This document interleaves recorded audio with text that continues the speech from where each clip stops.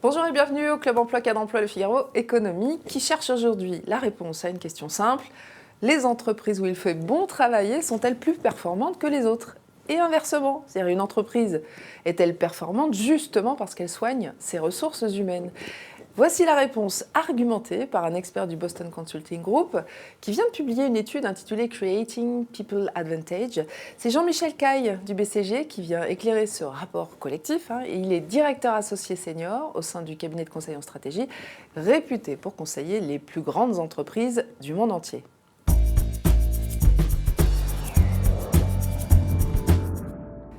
Bonjour Jean-Michel Caille. Bonjour Sylvia Di Pasquale. Alors d'abord, est-ce que vous voulez bien vous engager, la main sur le cœur, à bannir tout jargon au cours de cette interview ? Je le jure. Bon, formidable, parce que j'ai lu votre étude qui s'appelle Creating People Advantage. Comment est-ce qu'on peut le traduire d'ailleurs ça ? Créer un avantage humain. Voilà, et alors ça s'adresse au DRH, on peut le dire, mais en même temps c'est très intéressant pour tous les citoyens. Par contre, on ne comprend pas tout.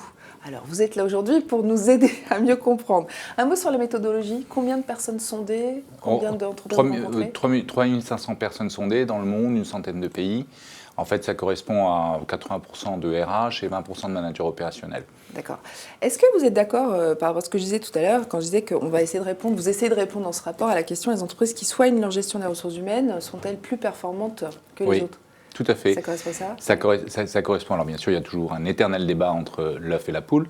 Néanmoins, moi ce que j'observe, ce que nous observons, c'est que sur tous les indices boursiers, France ou US, et en regardant tous les indices de meilleurs employeurs, on arrive à faire une relation directe entre celles qui ont les meilleures pratiques de ressources humaines et celles qui ont les meilleurs retours sur investissement, le double. On va rentrer dans le détail de tout ça justement pour mieux comprendre ce qui distingue les entreprises avec des RH performantes et ce qui peut permettre justement à certains cadres, à certains candidats de mieux choisir l'entreprise où vont aller continuer leur carrière.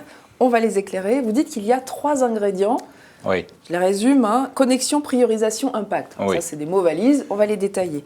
Alors d'abord, les RH doivent savoir faire des connexions. Oui. Quelle connexion ? Pourquoi faire ? Qu'est-ce que ça veut dire concrètement ? D'abord, il y en a une qui est évidente, c'est la connexion avec les managers opérationnels. Oui. Puisque les RH sont là avant tout pour faire en sorte que l'entreprise mette en œuvre une politique RH qui permette de développer et de servir la stratégie. Bien sûr. Voilà. Et c'est rien de le dire parce qu'ils sont souvent en guerre. Managers et DRH, on a l'impression qu'ils ne se comprennent pas. Ils ne sont pas en guerre, ils s'ignorent.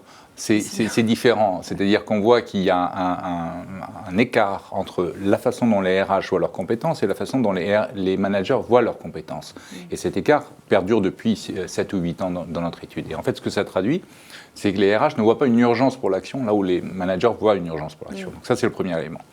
Et ensuite, il y a beaucoup plus de parties prenantes qu'il n'y en avait auparavant. C'est-à-dire parce que l'entreprise, elle est devenue protéiforme, multicellulaire. Exactement. Elle est devenue protéiforme, multicellulaire, et bien entendu, il faut toujours s'occuper, et s'en occuper de mieux en mieux, des employés, des talents. Ça, c'est quelque chose qui est absolument fondamental. Mais on a rajouté aux employés, aux talents, aux syndicats, aux institutions représentatives du personnel, on a rajouté beaucoup d'autres personnes, des forces de travail contingentes. 20% d'une entreprise peut travailler dans l'entreprise sans être membre salarié de l'entreprise. Donc des prestataires ? Des prestataires, des freelances. La génération Y, aujourd'hui, pousse beaucoup ce mode d'emploi. Il y a même certains qui ont titré la fin du salariat. Et on se retrouve de plus en plus avec des personnes qui travaillent dans l'entreprise, s'insèrent dans l'entreprise, dans les rouages de l'entreprise, sans en être un salarié. Qu'est-ce qu'on fait ? Est-ce qu'on s'occupe de leur gestion des compétences ou pas ? Est-ce qu'on s'occupe de leurs conditions de travail ou pas ? La réponse est aujourd'hui, il faut s'en occuper. Mais il y en a d'autres. Allez-y, pardon. Il y en a d'autres. Prenons par exemple le phénomène des médias sociaux qui fait que toute entreprise est maintenant une maison de verre.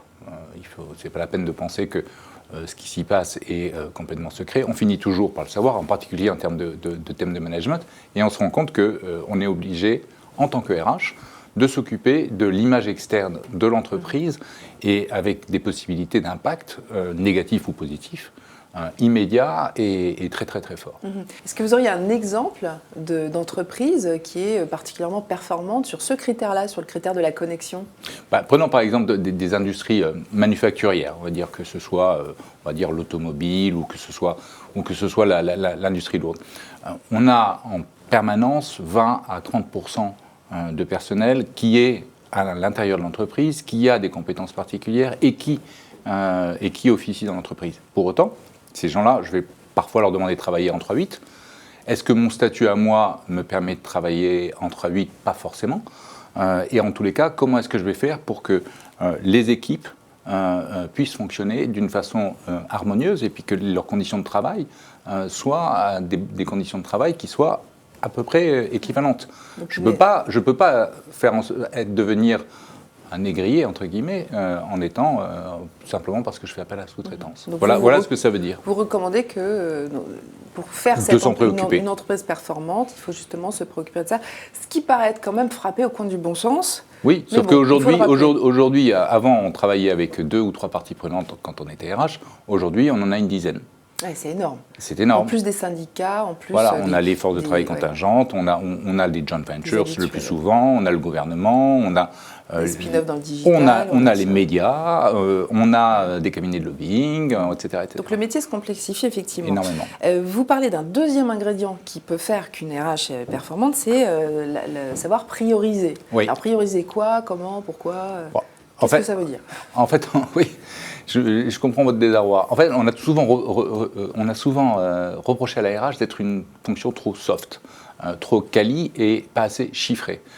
Donc ça, c'est déjà l'élément essentiel qu'on lui demande là. Les DRH n'aiment pas les chiffres, n'aiment pas les ROI, n'aiment pas calculer le ROI, exactement. N'aiment pas tout ça. Ouais. Non, sous le prétexte qu'on ne doit pas mettre en équation on va dire la valeur humaine, du coup on ne s'en occupe pas. Ou alors on s'en occupe trop. C'est-à-dire que ce que j'observe, c'est qu'il y a énormément d'indicateurs dans la fonction RH, aucun n'est très synthétique, et ce que je vois, c'est qu'ensuite 40% d'entre eux ne sont pas utilisés pour prendre des décisions, dans les moins bonnes entreprises. Ouais. Donc ça donne un sentiment de bureaucratie absolue, puisqu'on mesure des tas de choses dont on ne se sert pas. Ouais. Ça, c'est un exemple sur la priorisation, il y en a d'autres. Est-ce que vous préconisez au DRH d'utiliser tout ce qui est big data, tout ce qui est... Voilà, justement. Si aujourd'hui, si on veut réussir en tant que RH aujourd'hui, il faut développer ses qualités de pilotage et d'analyse. Le big data, parlons de big data, il y a aujourd'hui des millions et des millions de données qui sont sur le web et des millions de données en interne des entreprises. Elles ne sont jamais agrégées et analysées de façon à en faire des modèles prédictifs. Avec ces données-là, on peut faire un modèle prédictif sur comment va évoluer le climat social. On a assez de données pour savoir comment un climat social va évoluer. Certaines entreprises le font, sont très avancées là-dedans. On peut aussi faire des modèles prédictifs sur la performance et faire en sorte de vérifier que la performance ne va pas évoluer dans un sens négatif ou positif. Et on peut faire des modèles prédictifs sur les besoins en compétences qui vont arriver, parce que c'est quand même ça qu'on demande au RH, d'anticiper les métiers de demain, de nous former à évoluer justement vers ces métiers, non? C'est exactement ça, parce qu'au-delà de ça, on doit se préoccuper d'une vision à 10 ans. Vous savez, pour changer une RH, pour changer une force de travail, il faut plus de 10 ans.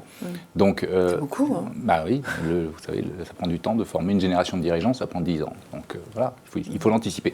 Donc, bien sûr, personne n'a une boule de cristal, personne ne peut lire l'avenir d'une façon linéaire. Donc, comment fait-on? On raisonne avec des scénarios.